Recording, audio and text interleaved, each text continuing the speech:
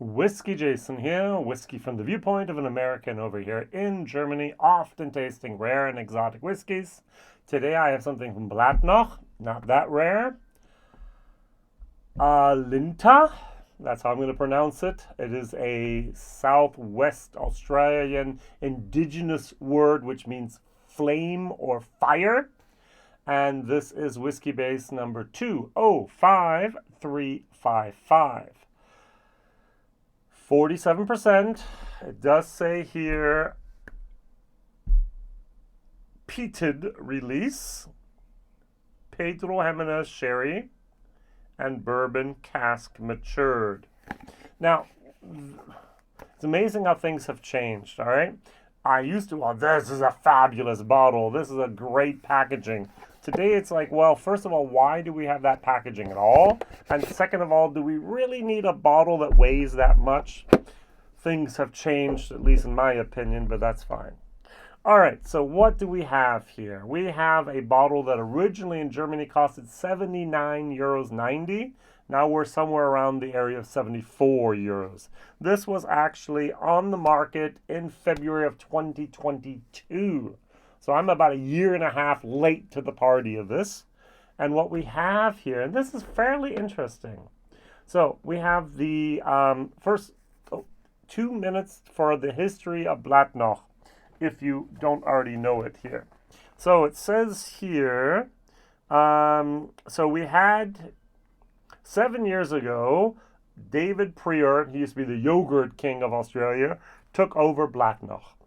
Before that, its owner, Raymond Armstrong, did an amazing job starting up the dormant distillery in 2000.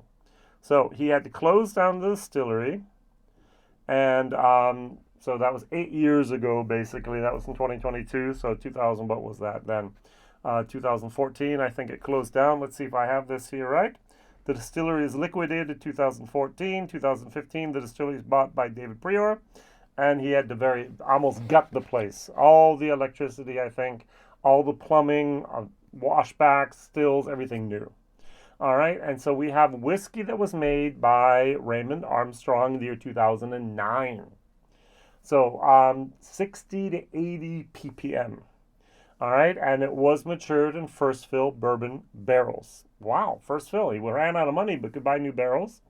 And there is now heavily peated whiskey made at the, I'm going to call it the new distillery in the same location, same building. And it was matured in first fill Pedro Jimenez casks.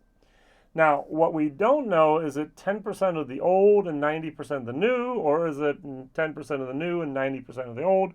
So we have a 4-year-old whiskey here going for almost 80 euros. That's that famous miraculous 20 euros per year, which is a lot. Now, I am not the Bladnoch expert, way far from it, but I do know that there's not that much heavily peated Bladnoch whiskey out there. So this is something that's very special. So on the uniqueness scale, I'm going to give it a B. Value for money, we'll talk about that in a moment, and also the taste we'll talk about.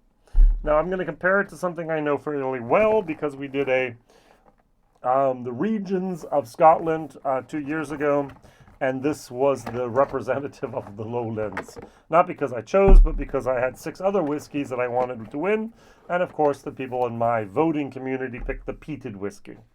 All right, so I'm just going to pour a tiny little bit in here. Yes, there's a drop left in there from my German video, so I know what to expect.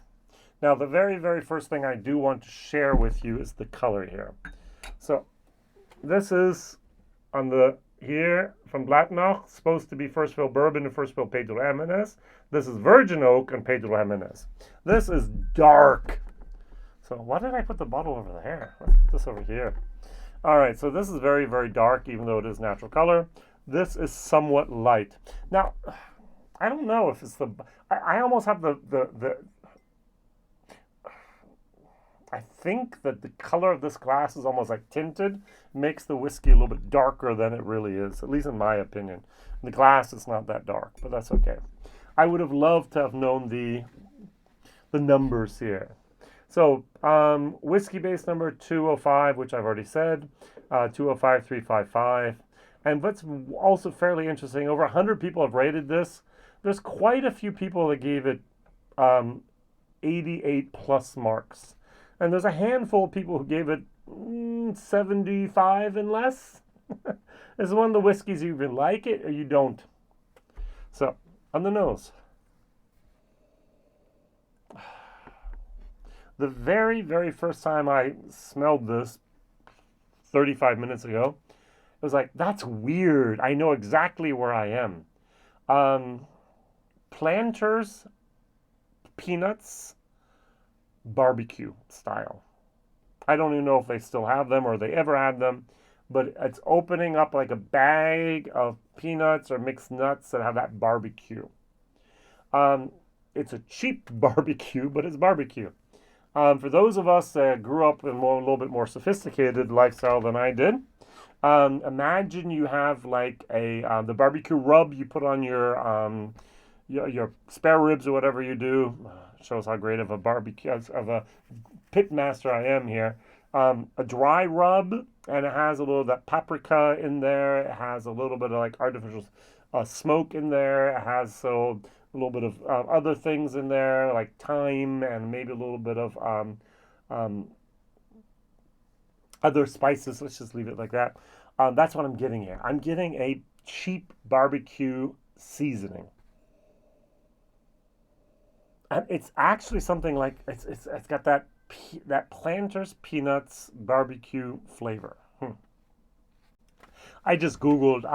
Interesting enough, most of the search engines answers were in Canada, but I did find some stuff in America as well. So yes, that is actually a thing.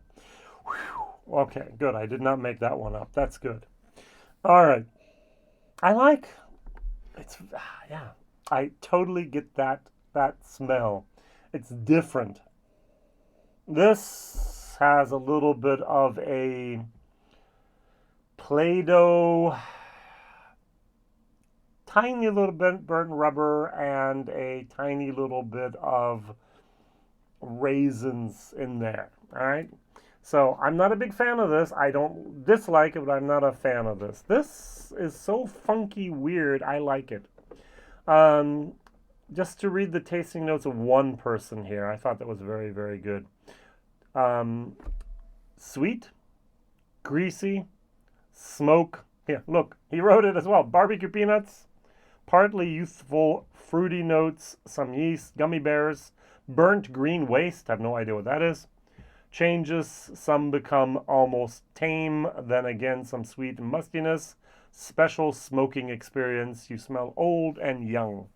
And I've never had a whiskey that smelled like this. I like. It might just be today, but I like. All right, good.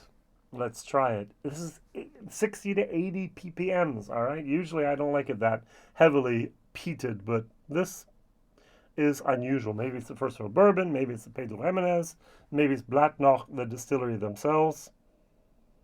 Cheers.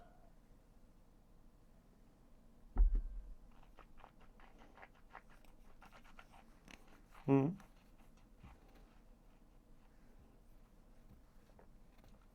the fascinating thing is that the flavor profile does translate into the taste profile.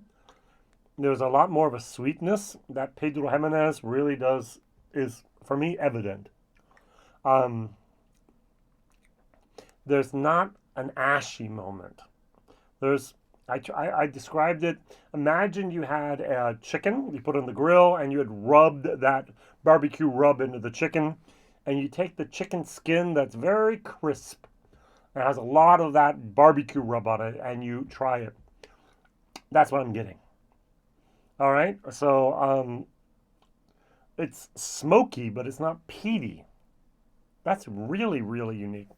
Does anyone know out there? I could probably call the distillery. There's a brand ambassador I know down in Australia for Bladnoch. I might have to ask him. Do you know where they get their peated malt from? Is it Glen Esk? Or is it someplace else? I don't know. This is a very unique, different whiskey. This is not something that I think I've ever experienced with a peated whiskey. I've had so many different types of peat, but this barbecue, I'm going to call it the cheap barbecue spice, or paprika and so on, really comes through here. Um, but it's not ashy. That's what I like.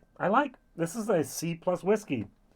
So I bought this bottle because it's like, hey, I've never had a peated Bladnoch. Let's try it. And I was a little bit frightened at first. It's like, oh, what's gonna go? And it's like, wow, that's nice. That's really nice. Value for money, I'm gonna give it a C minus. I'm gonna give it a C minus minus D plus plus. I feel this is a 4-year-old whiskey. I'm gonna assume it's 90% 4-year-old whiskey and 10% 12-year-old whiskey.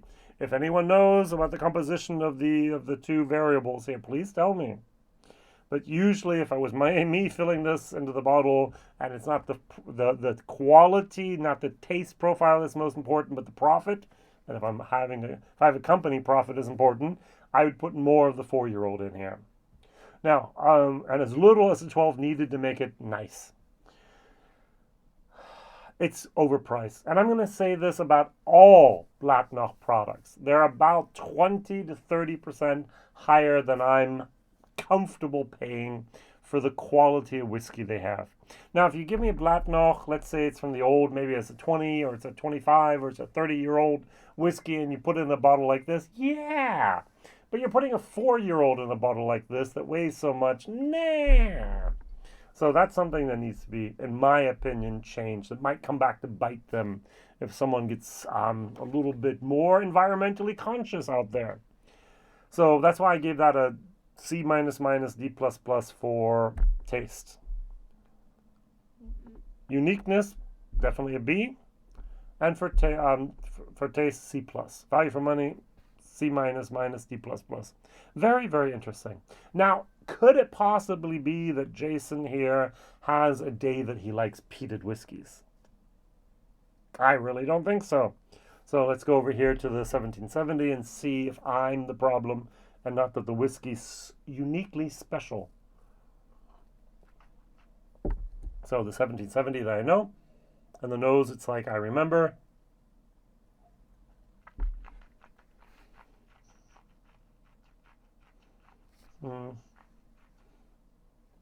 And the palate, and I licked an ashtray at the end. I do not prefer this. I'll drink it, but I will not voluntarily reach towards this and go, oh, let's have a peated whiskey. For a peated whiskey, it's actually fairly good. Price, value for money is not bad either. This is still the 50 CL. They've now gone to the 70 CL bottles here as well. So they're just a tiny little bit taller and a little bit wider. This is unique. This is good. If you haven't tried it, try it. If you like barbecue rub, if you like that spiciness and you want to try it in whiskey, unique. So what I should have done now that I know it, but I don't have it, is the Outback Barbecue, I think it's called. They say, oh, those weirdly charred barrels. No. This is, I like. All right, thank you very much. So first question is, does anyone know where they get their malted barley from? Second question is, what is your favorite Bladnoch bottle? And if you can't answer that, what is your favorite Lowland product? There has to be a Lowland whiskey you've had before. All right, WhiskyJason here, whiskey from the viewpoint of American. Thank you for liking, sharing, and telling others about this crazy guy over here in Germany tasting all these different whiskeys. See you soon. Bye-bye.